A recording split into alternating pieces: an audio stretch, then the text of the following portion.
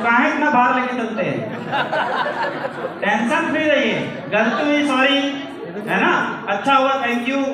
और इस तरीके से आप अपनी लाइफ को आगे बढ़ाइए, अपने बिजनेस को आगे बढ़ाइए, अच्छी फाइनिंग ट्यूनिंग रखिए अपने अपलाइन से, है ना। ये मत सोचिए कि ये उनका काम था इसलिए उन्होंने किया। हमेशा अपने जीवन में थैंकफुल रहिए, कभी भी आपके अंदर एक ईगो जनरेट नहीं होगा, आप अपनी लाइफ में बहुत आगे तक बढ़ेंगे। दोस्तों नेक्स्ट,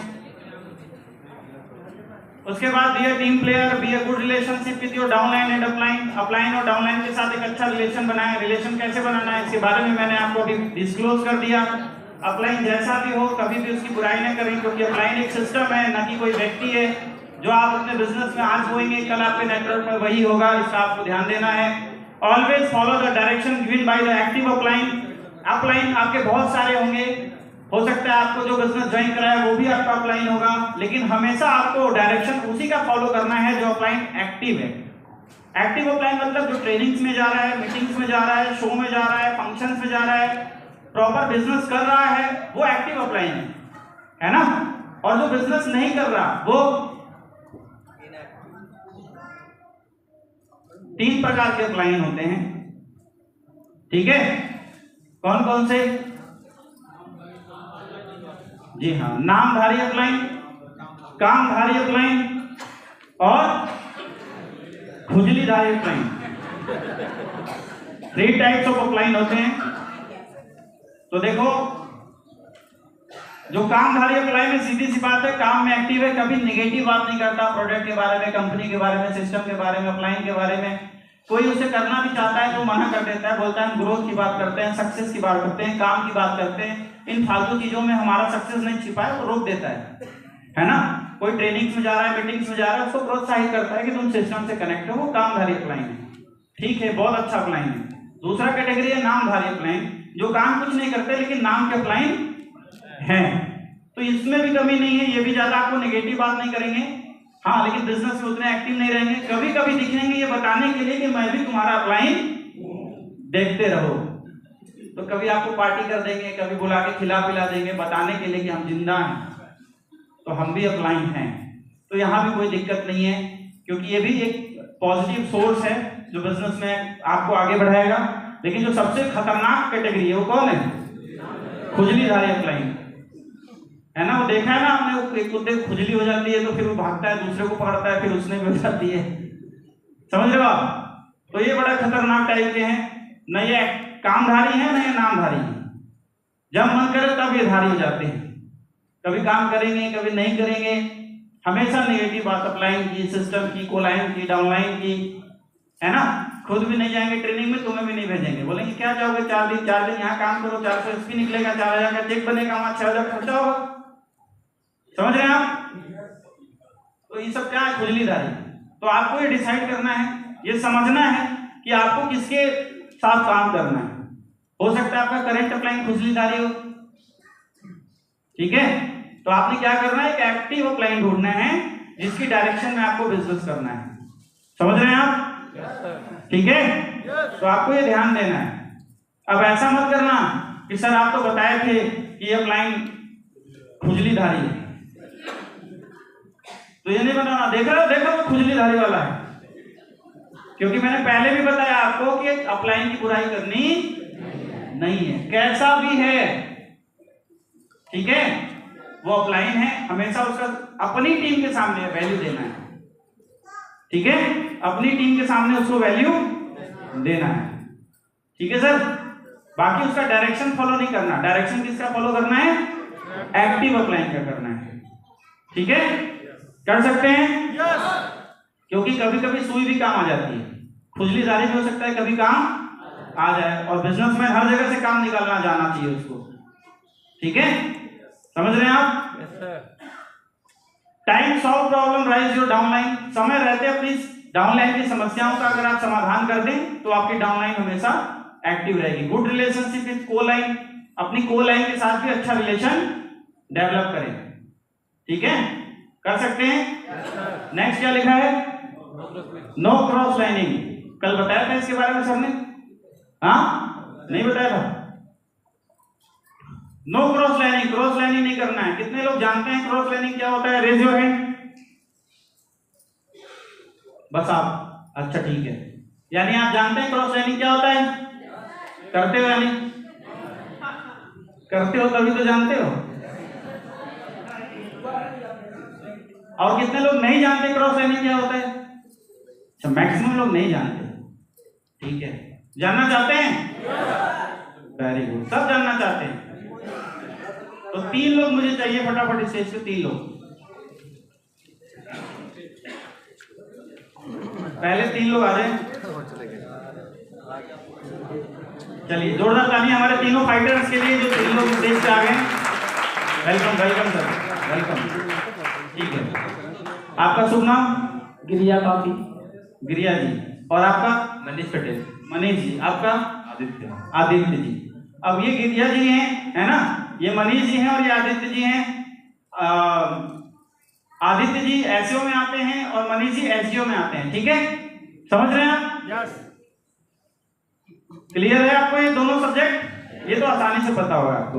अब क्रॉस लाइनिंग क्या होती है आप समझिए। क्रॉस लाइनिंग होती है ना, कैसे होती है, एक्सीडेंट कैसे हो जाता है, ये हम करते नहीं हैं, हो जाता है, ये कांड है। ठीक है, तो देखो क्या होता है। अब इनके बिजनेस करने से, है ना, आदित्य जी के बिजनेस करने से मनीष जी को कोई फायदा है? हाँ, कोई फायदा नहीं है। यानी एक एसपी का भी बिजनेस करे, इनको कोई फायदा नहीं है। यानी जिसके बिजनेस करने से मुझे एक एसपी का भी फायदा नहीं है, वो मेरा क्या है? को लाइन है। क्या है? को लाइन है, सीधी सी बात। अब ये एक्सीडेंट कैसे होता है? ऐसे ट्रेनिंग सेमिनार में जब हम एक साथ होते हैं, सब आते हैं, सारे जगह जगह से लोग इकट्ठा होते हैं, तो जान पहचान होती है ना खाली टाइम में।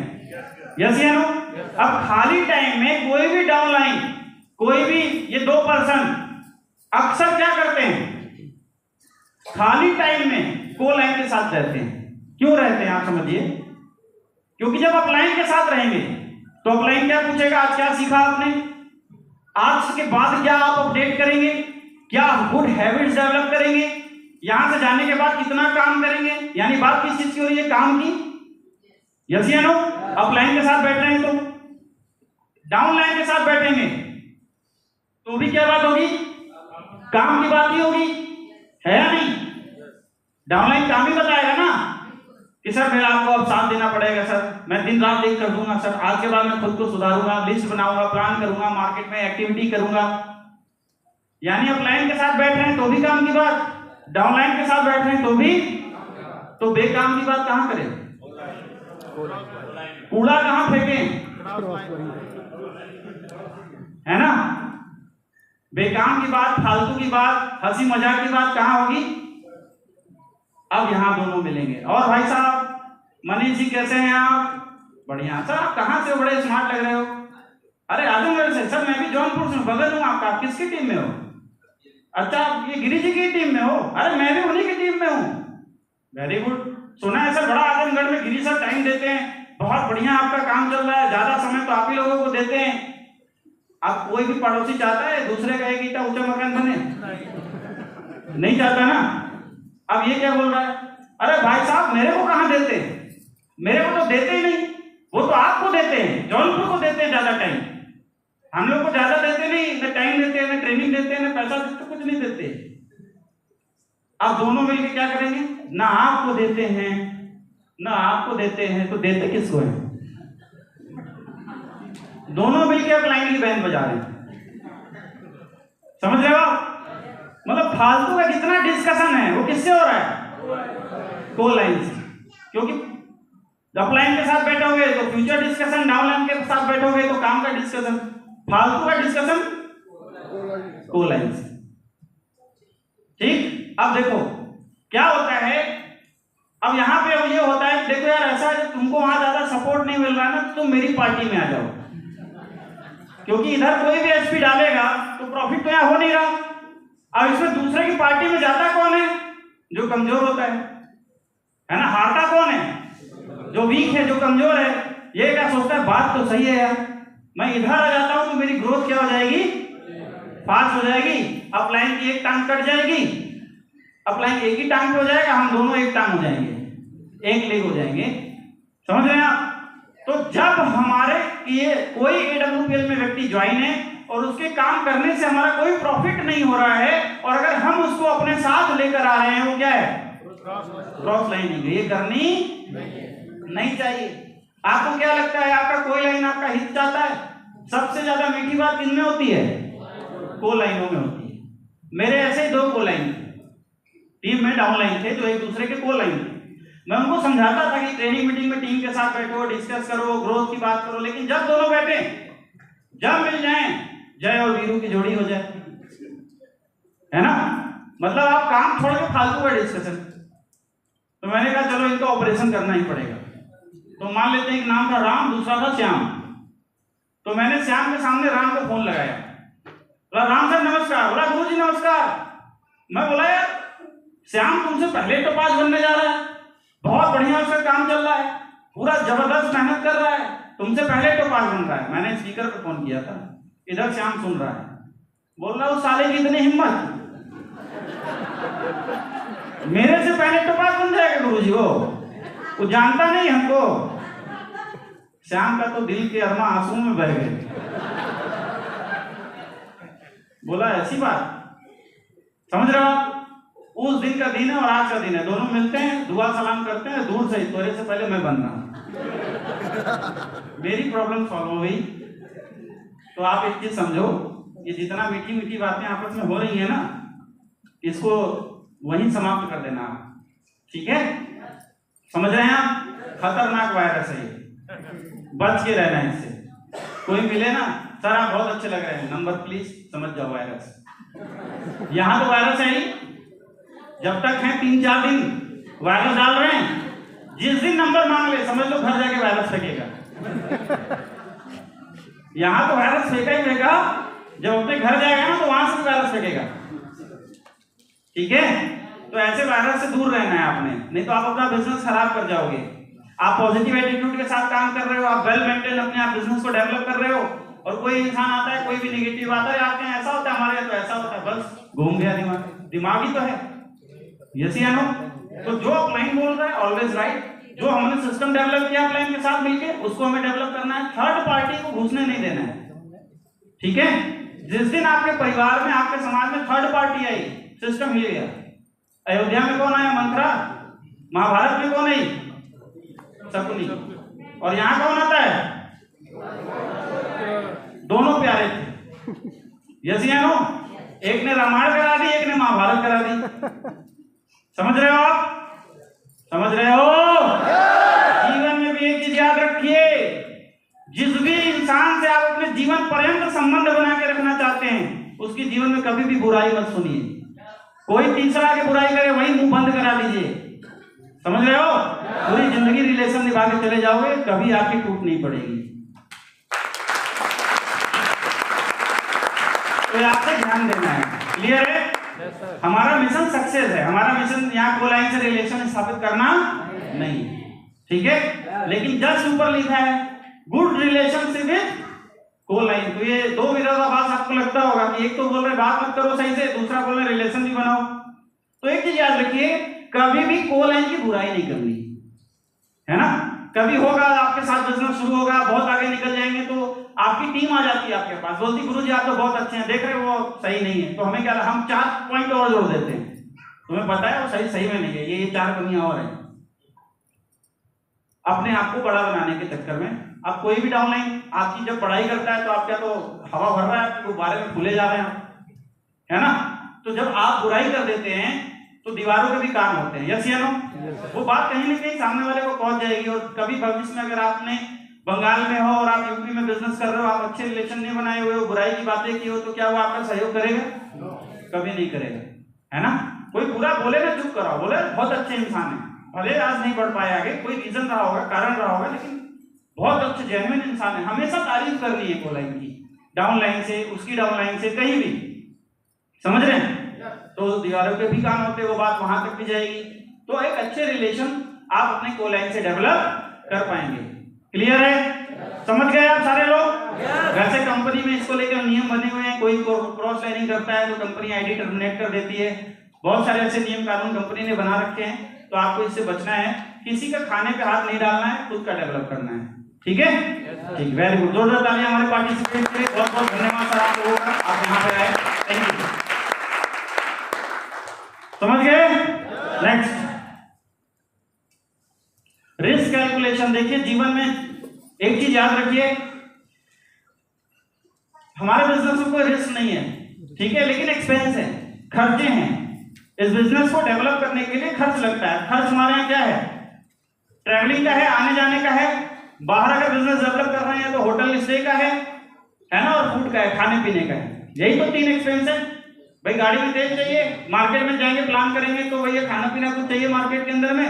यही मिनिमम 3 खर्चे हैं जो आपको यहाँ करने हैं, और दुनिया का कोई भी बिजनेस खर्च करने से ही बड़ा होता है। अब एक एग्जांपल लिया गया है होटल का। अगर कोई इंसान एक होटल डेवलप कर रहा है, 500 करोड़ रुपए की एस्टिमेट बजट है, तो आप ये बताइए पहले ग्राहक आएंगे या पहले होटल बनेगा? सीधी सी बात है, पहले खर्च होगा उसके बाद प्रॉफिट आएगा। यस या नो? अब एक होटल बन के तैयार होता है 10 साल के अंदर, 5 साल के अंदर। अब रेवेन्यू जनरेट करता है महीने का 5 से 6 करोड़। 5 से 6 करोड़ रुपए वो महीने का रेवेन्यू जनरेट कर रहा है, और उसमें जो प्रॉफिट निकाल के ला रहा है वो 1 करोड़ रुपए। कितना महीने का प्रॉफिट है? 1 करोड़। बाकी क्या है? सैलरी में चला जा रहा है, बिजली के बिल में चला जा रहा है, जो भी एक्सपेंसेस अदरवाइज होटल के हैं वो हो रहे हैं। तो टोटल रेवेन्यू पूरे साल में 12 करोड़ रुपए जनरेट कर रहा है, और ये 500 करोड़ रुपए पूरा निकालने में जो इसने लगाया था उसको 42 साल लगेंगे।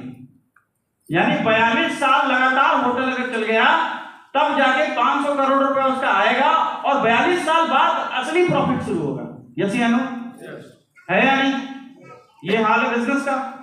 अब हमारे बिजनेस का क्या है? रिस्क कुछ है क्या? यहाँ करोड़ों लगाने नहीं आपने, यहाँ आपने बेसिक इन्वेस्टमेंट करनी ही पड़ेगी। जैसे आपका ट्रैवलिंग का है, होटल स्टे है, फूड है, ये एक्सपेंसेस आपको करने पड़ेंगे, और इसका खर्चा आपको मैनेज करना पड़ेगा। अगर ये आप कर लेते हैं तो वेल आप बिजनेस को बहुत अच्छे से डेवलप कर पाएंगे। ठीक है? हमारे यहाँ प्रॉब्लम क्या है? लोग बोलते हैं सर जब आएगा तब खर्चा करेंगे, है ना? कुछ आ ही नहीं रहा सर तो क्या खर्चा करें?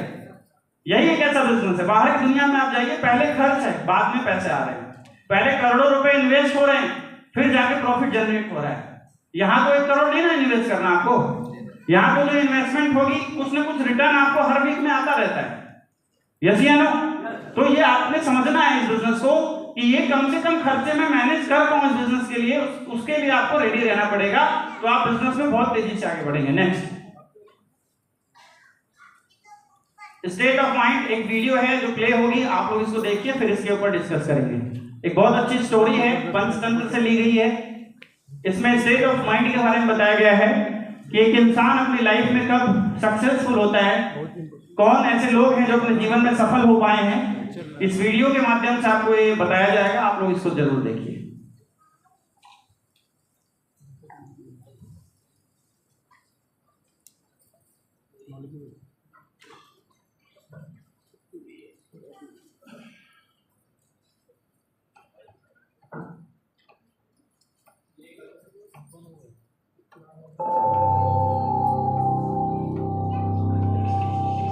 My name is Praveen Verma. I am the author of book Success is a State of Mind. इस बुक का बेस एक कोटेशन और 4 पंचतंत्र की कहानियों पर टिका हुआ है। एक कोटेशन जो ये कहती है कि there are 3 kinds of people. कैसे टाइप के लोग हैं? Number 1, who waits for things to happen. Number 2 type is those who makes things happen. And number 3, those who wonder what's happening. इस कोटेशन की तीनों कैटेगरीज को मैंने 3 पंचतंत्र की कहानियों से जोड़ा। अब मेरे हिसाब से जरूरी है कि मैं पहले आपको थोड़ा पंचतंत्र की स्टोरीज की हिस्ट्री के बारे में बता दूं। हजारों साल पुरानी कहानियां हैं, बहुत ही सिंपल तरीके से लिखी गई है, लेकिन बहुत मीनिंगफुल है, काफी गहराई है, जिंदगी के बारे में बहुत कुछ कहती है। इन स्टोरीज को लिखने वाले का नाम है पंडित विष्णु शर्मा। विष्णु शर्मा ने ये जो स्टोरीज थी पंचतंत्र की, ये दरअसल 3 राजकुमारों को कही थी। और उसका पर्पस क्या था? उसका पर्पस यह था कि राजकुमारों को एक अच्छा राजा बनने के लिए तैयार किया जा सके। अब कोटेशन की पहली लाइन क्या कहती है? कोटेशन की पहली लाइन ये बात करती है एक ऐसे आदमी के बारे में, the one who waits for things to happen.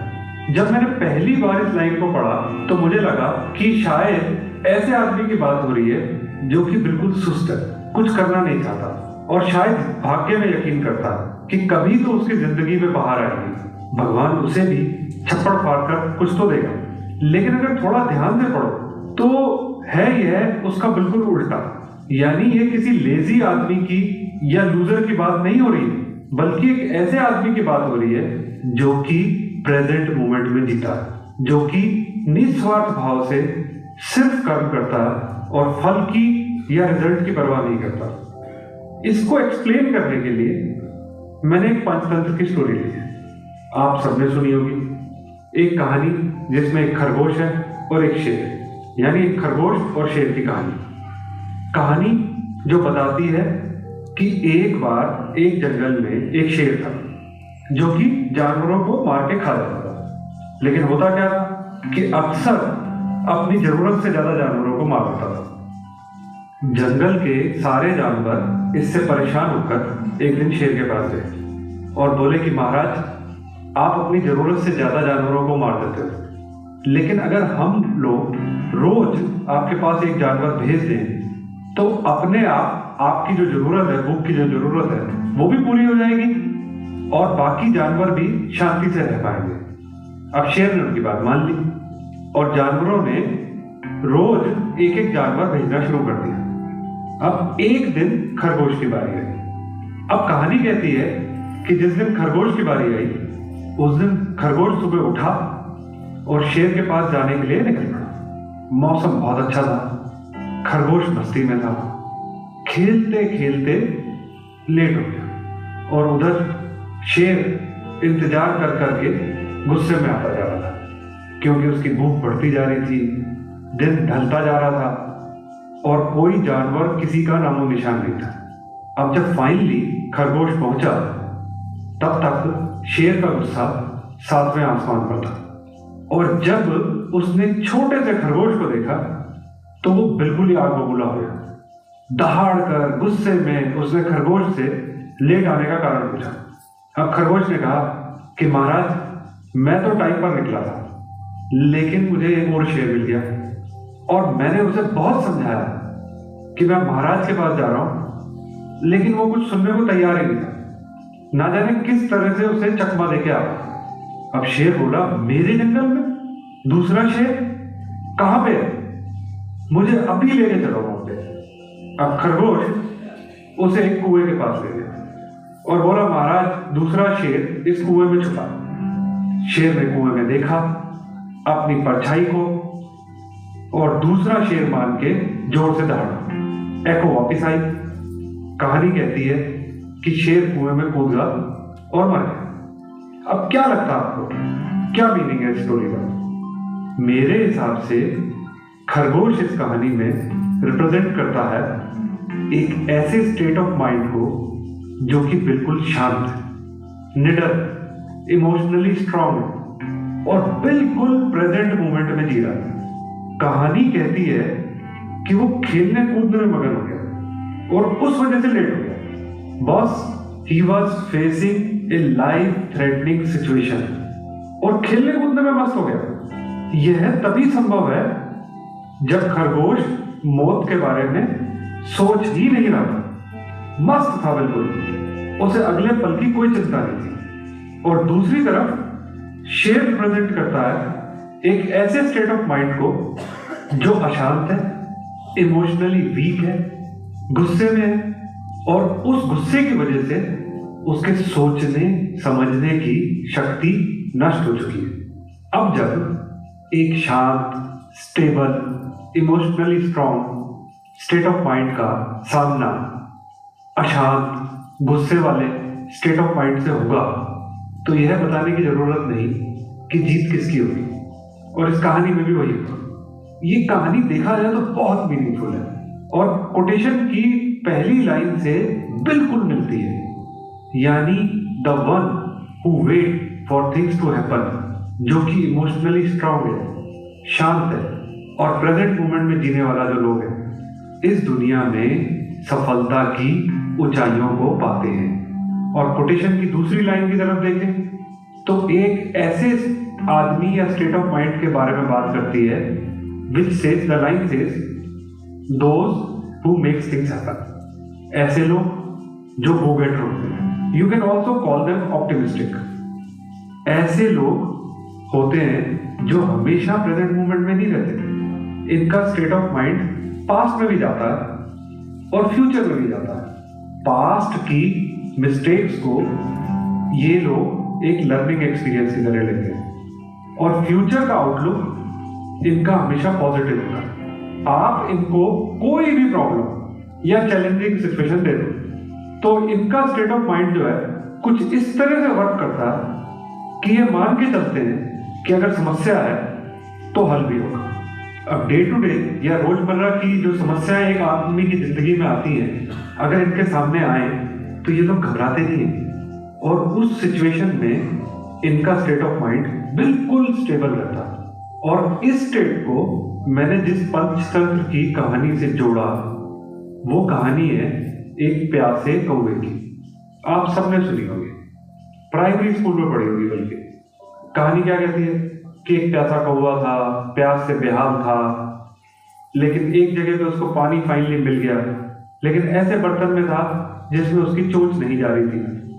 और उसने क्या किया, उसने वहां पास पड़े हुए पत्थर के छोटे छोटे टुकड़े उठाए और बर्तन में डाले।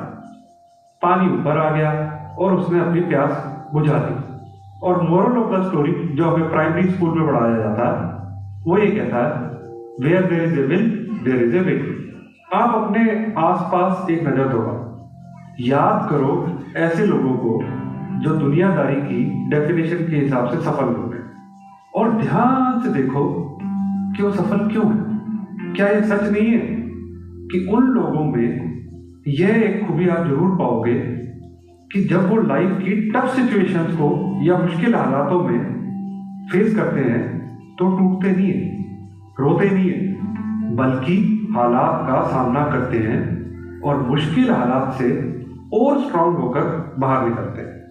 अब कारण क्या है? कारण एक ही है कि ऐसे लोग मेंटली बहुत स्ट्रांग होते हैं। अब देखा जाए तो कहानी जो पहली वाली है उसमें भी हमने यही कहा कि मेंटली स्ट्रांग आदमी जो होते हैं वो सफल होते हैं, और कहानी दूसरी भी यही कह रही है। तो उस हिसाब से कैटेगरी 1 और कैटेगरी 2 में फर्क क्या है? ध्यान से देखोगे तो कैटेगरी 2 कहती है कि इस कैटेगरी के लोग जब छोटी मोटी समस्याओं में फंसे होते हैं तो स्टेबल रहते हैं, लेकिन अगर इनके सामने कोई सिचुएशन ऐसी है जो कि लाइफ थ्रेटनिंग हो तो शायद कैटेगरी 2 का आदमी प्रेजेंट मोमेंट में नहीं रह पाएगा और टूट जाएगा।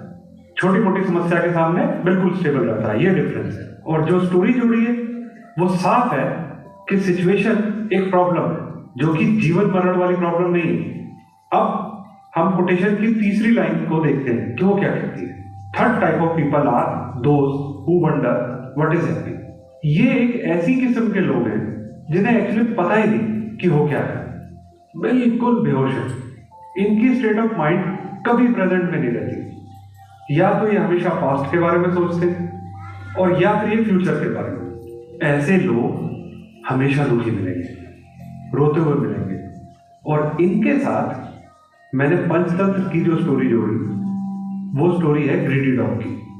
सबने सुनी होगी कि कैसे एक कुत्ता हड्डी का टुकड़ा लेके मुंह में लेके एक नदी के पुल को क्रॉस कर रहा था, और जब उसने अपनी रिफ्लेक्शन पानी में देखी तो सोचा कि दूसरे कुत्ते की हड्डी भी छीन ली, और जैसे ही वो उसको छीनने के लिए भौंका, मुंह खोला और उसकी हड्डी भी गिर गई। अब देखा जाए तो ग्रीड एक इमोशन, नेगेटिव इमोशन। जैसा हमने पहली स्टोरी में देखा कि नेगेटिव इमोशन में बुद्धि भ्रष्ट कर देता, सोचने समझने की शक्ति खत्म हो जाती है। अब पहली कहानी में अगर सिचुएशन ऐसी थी कि जो कि लाइफ थ्रेटनिंग थी, लेकिन एक शांत और स्टेबल स्टेट ऑफ माइंड की वजह से डिफ्यूज हो गई। दूसरी कहानी में डे टू डे रूटीन की प्रॉब्लम वाली सिचुएशन थी, स्टेबल स्ट्रॉन्ग मेंटल कंडीशन की वजह से ऐसे लोग प्रॉब्लम को अपॉर्चुनिटी में बदल देते हैं, ये देखा हमने। और ये जो तीसरे टाइप के लोग हैं, those who wonder what is happening, इनकी जिंदगी में देखा जाए तो कोई समस्या ऐसा नहीं है। अब कुत्ते को जो चाहिए यानी हड्डी वो उसके मुंह में, देखा जाए तो उसका टाइम अच्छा चल रहा है, कोई समस्या नहीं है, और अपॉर्चुनिटी उसके मुंह में और उसे पता भी नहीं है। अपने अनस्टेबल स्टेट ऑफ माइंड की वजह से हाथ में जो अपॉर्चुनिटी है उसने वो भी खो दी। अगर आपका माइंड शांत नहीं है और आप इमोशनली और मेंटली स्टेबल नहीं हो तो ऐसा ही होगा। अब ऐसे लोग हाथ में आई अपॉर्चुनिटी खोने के बाद करते क्या है? रोते हैं अपनी स्टेट के लिए, जो स्टेट में वो पहुंच गए उस पर दूसरों को दोष देते हैं। और अनफॉर्चुनेटली इस जिंदगी में ज्यादातर लोग इस कैटेगरी में आते हैं। इन 3 पंचतंत्र की कहानियों के थ्रू मैंने यह बताने की कोशिश की है कि कैसे स्टेट ऑफ माइंड आपकी सफलता और असफलता से जुड़ा हुआ, और इसीलिए मैंने इस बुक को टाइटल दिया success is a state of mind. हालांकि इतने सालों बाद अब मुझे लगता है कि अगर टाइटल होता success and state of mind तो शायद ज्यादा ठीक होता। आखिर में कोई सॉल्यूशन देना भी जरूरी है। मेरा मानना यह है कि हर आदमी तीनों तरह की स्टेट ऑफ माइंड में एक पेंडुलम की तरह घूमता रहता है। आप किस स्टेट ऑफ माइंड में ज्यादातर समय रहते हो उससे आपकी जिंदगी की क्वालिटी तय होती है। अब क्योंकि तीनों कैटेगरीज में फर्क है, वो एक बेसिक फर्क यही है कि शांत और अशांत स्टेट ऑफ माइंड, यानी पेंडुलम का एक कोना शांत और पेंडुलम का दूसरा कोना अशांत, इसके बीच में आप कहाँ पे हो ये डिसाइड करेगा आपका फेट। तो सॉल्यूशन ऐसा होना चाहिए जो माइंड को अशांति से शांति की तरफ ले जाए, और फिर जो सॉल्यूशन हो वो भी कहानी अगर पंचतंत्र के साथ जुड़ी हो तो ही एक्ट बैठेगा। अब इसलिए मैंने इसकी कहानी ली कछुए और खरगोश की। सबने सुनी होगी कि कैसे कछुए और खरगोश की रेस हुई और कैसे खरगोश भागा, आराम किया, सो गया और फाइनली कछुआ जीत गया। अब यह कहानी असल जिंदगी में अगर खरगोश और कछुए के बीच में होती तो शायद हमेशा खरगोश ही जीतता, लेकिन कहानी में कछुआ जीता। और moral of the story says slow and steady wins the race. और मेरे हिसाब से ये कहानी बिल्कुल ठीक है।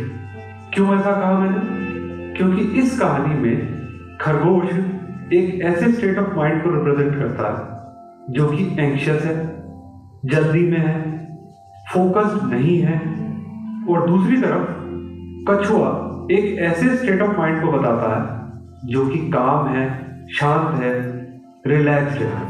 अब जब ऐसे दो स्टेट ऑफ माइंड का मुकाबला होगा तो आप बताओ कौन जीतेगा? कहने की जरूरत नहीं कि कछुआ तब भी जीता था और कछुआ आज भी जीतेगा। अगर आप लाइफ में सफलता पाना चाहते हो तो slow down your mind, relax your mind. जितना माइंड रिलैक्स होगा, शांत होगा, उतनी ही आपकी प्रोडक्टिविटी बढ़ जाएगी। अब यह कैसे हो बुक में एक्सप्लेन किया हुआ। मुझे यह बुक लिखकर अपने अंदर से बहुत खुशी हुई। अब यह बात अलग है,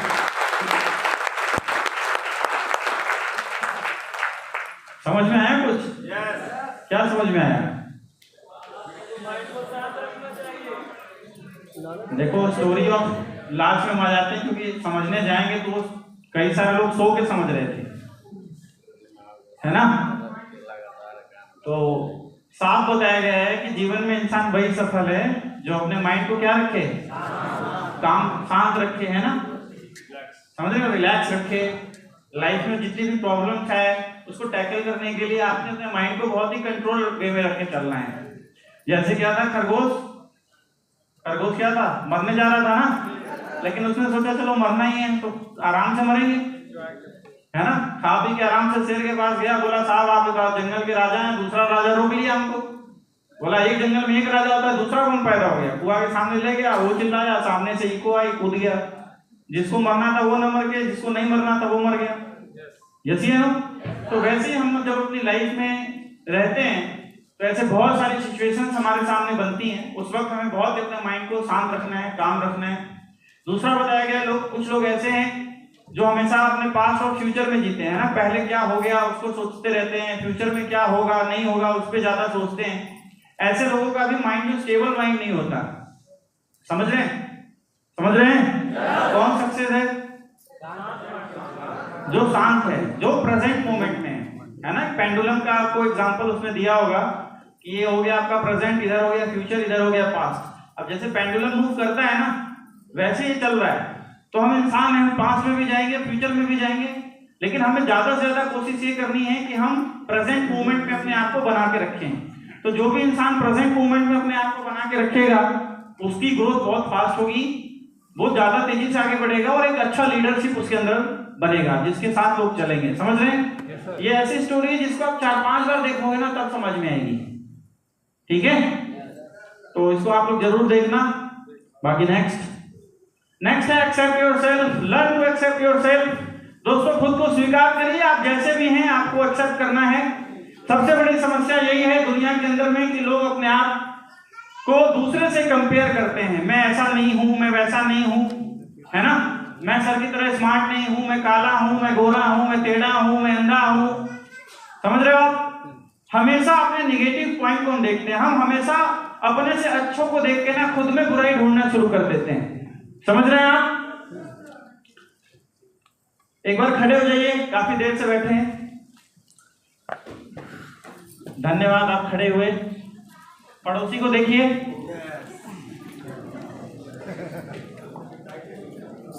देख लिया? हाँ, ठीक है, बैठ जाइए।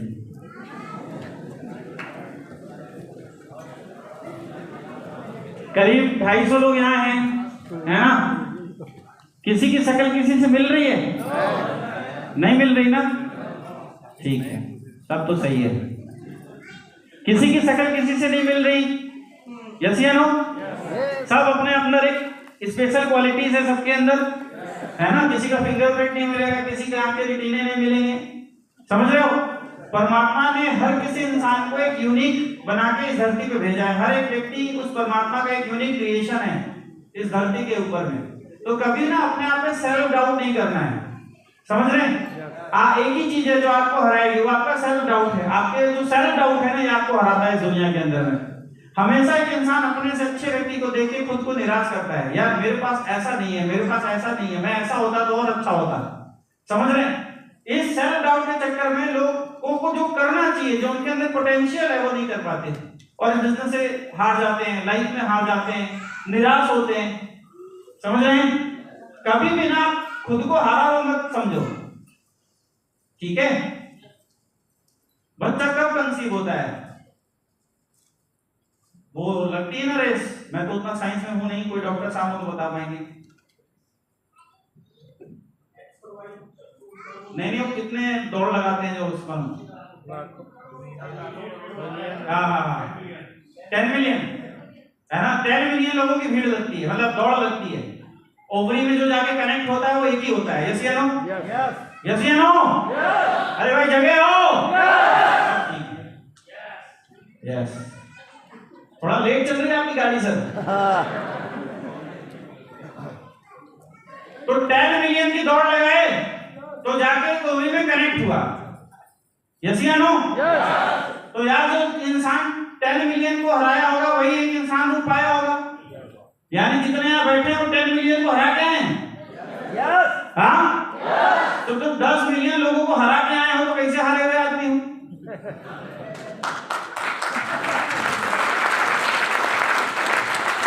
10 मिलियन लोगों को पीछे छोड़ दिया आपने, अब खुद कनेक्ट हो गए और लॉन्च हो गए,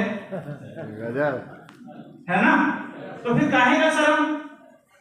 हाँ, मेरे पास ऐसा नहीं है, मैं ज्यादा एजुकेटेड नहीं हूँ, मेरा ड्रेसिंग सेंस सही नहीं है, मेरा बाल सही नहीं है, मैं सही नहीं हूँ, मैं काला हूँ, मैं गोरा हूँ, मैं टेढ़ा हूँ, मैं अंधा हूँ, दिस दैट सोच सोच के बस अपनी लाइफ में आप पीछे पड़े हुए हो।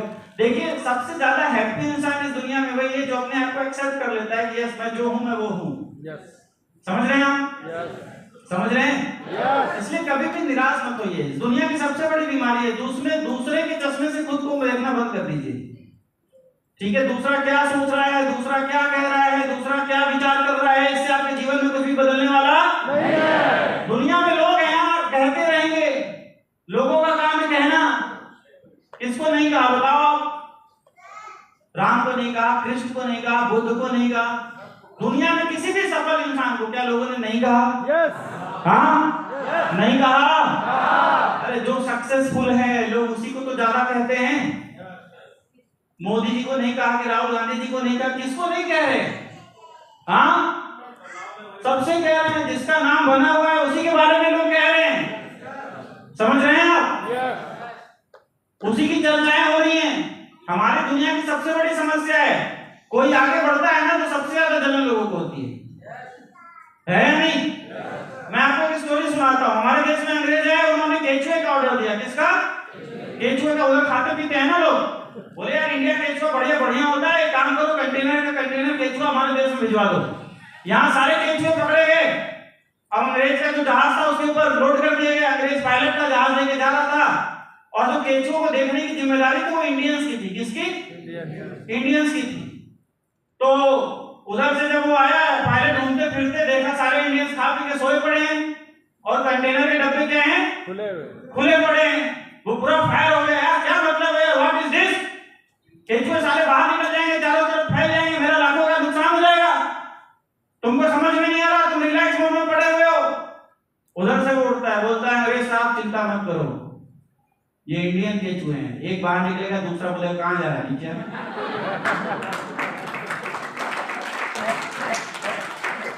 यहाँ लोग क्या सक्सेस लेंगे उससे मतलब नहीं, दूसरा क्या ले रहा है उसमें ज्यादा कटा हुआ है ना? समझ रहे हो आप? दूसरा क्यों सफल हो रहा है, दूसरा क्यों आगे बढ़ रहा है, वो क्यों आगे जा रहा है? जलन, इससे कोई फायदा है? हाँ, अरे जलना है तो अंबानी से जलो, सबसे ज्यादा पैसा उसके पास है।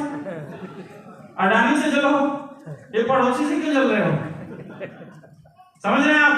तो इन चक्करों में हमें नहीं जाना है। आपको जो परमात्मा ने बना के धरती पे भेजा है ना, उसको एक्सेप्ट करिए, खुद को स्वीकार करिए। दूसरे क्या सोच रहे हैं, क्या बोल रहे हैं, इससे हमारा कोई लेना देना नहीं होना चाहिए।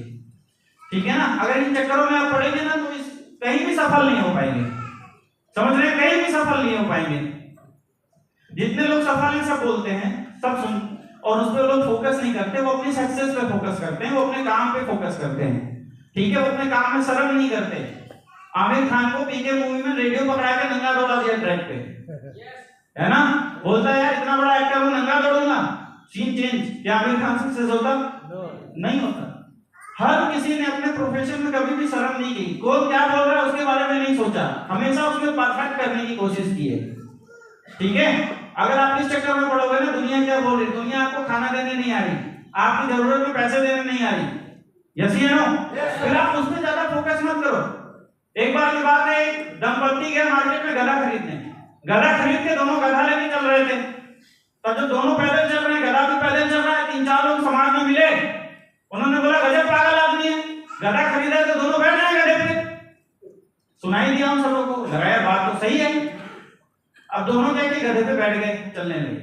कुछ दूर और आगे बढ़े, 3-4 और सफे लोग मिले। उन्होंने बोला गजब आदमी है, दोनों के दोनों गधे पे चढ़े हैं, गधे की जान ले लेंगे, है ना? तो पत्नी ने सुन लिया, उसको लगा यार बात तो सही है, उतर जाते हैं। अब पत्नी चलने लगी। कुछ दूर और आगे बढ़े, कुछ 3-4 लोग मिले, बोले गजब आदमी है, पत्नी को नीचे चला रहा है, खुद गधे पे बैठा हुआ है। समझ रहे हो आप? फिर सब वो भी उतर गया, दोनों पैदल चलने लगे। फिर कुछ दूर आगे बढ़े, फिर 3-4 लोग मिले, बोले गजब गधे इंसान है, जब गधा देख रहे हैं खाली है तो उस पर बैठ जाना चाहिए दोनों को। अब दोनों कंफ्यूज हो जाए, करें क्या? उन्होंने गधा उठा के सर पर रख लिया। क्या करें आप बताओ? कुछ कर पाएगा? वैसे ही हम हैं, इसकी सुनते उसकी सुनते, दुनिया की सुनते, लेकिन खुद की नहीं सुनते। प्रॉब्लम यही है, खुद की सुनना है, खुद को एक्सेप्ट करना है। जो परमात्मा ने हमें बनाया है उस पे बने रहना है, अपनी परफॉर्मेंस देते रहना है। तैयार हैं? तैयार हैं? आज के बाद कोई क्या सोचता है उससे मतलब नहीं है। दुनिया यार पैसे की दीवानी है, यस या नो? जिसके पास है पैसा उससे पूछती है तू कैसा, यस या नो? जिसकी दीवानी है उसको कमाओ ना, दुनिया को दीवाना मत बनाओ। इतना पैसा कमाओ दुनिया खुद दीवानी हो जाएगी।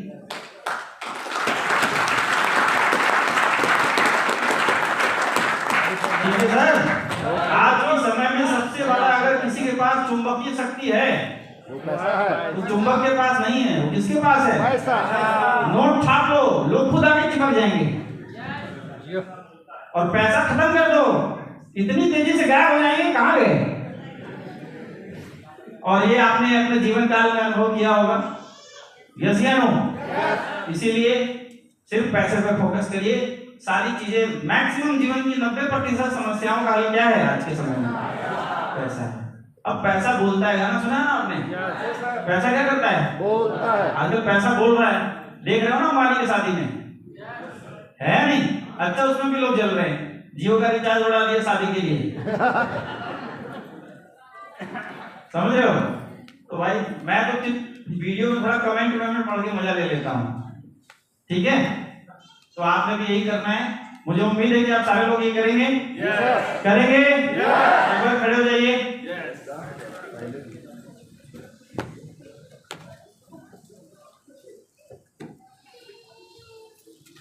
Are you ready? तो जितनी भी चीजें हमने सक्सेस की रास्ते में आगे बढ़ने के लिए चाहिए, वो सुबह से शाम तक अभी तक डिस्कस किए। जितने भी पॉइंट्स हमने डिस्कस किए हैं, ये सक्सेसफुल इंसान के अंदर होने चाहिए, तभी एक इंसान कॉमन जिंदगी से एक अच्छी लाइफ पे पहुंच पाएगा। तो जो भी सेशंस आज चले हैं, आप लोग जरूर इसके बारे में आज शाम को जब रिलैक्स करिएगा, जब रूम में जाइएगा, क्योंकि अब आज ये लास्ट सेशन था आपका, इसके बाद आप फ्री हैं, है ना? तो पूरा कल से आज तक जो भी आपने सीखा है, समझा है, उसके बारे में नोट्स जरूर बनाइएगा, लिखिएगा जरूर, और पढ़ना लिखना शुरू कर दीजिए। ठीक है? कर सकते हैं? और जैसे हैं खुश रहिए, हैप्पी रहिए, स्टेबल माइंड के साथ रहिए, गाते रहिए, गुनगुनाते रहिए, हर साल ऐसे आते रहिए।